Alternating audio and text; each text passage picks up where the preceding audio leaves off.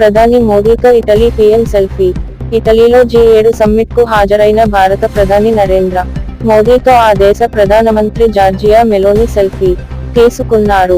ఈ సమ్మిట్లో ప్రపంచంలోని వివిధ దేశాల అధినేతలతో పలు అంశాలపై చర్చించినట్లు ప్రధాని మోదీ ట్వీట్ చేశారు.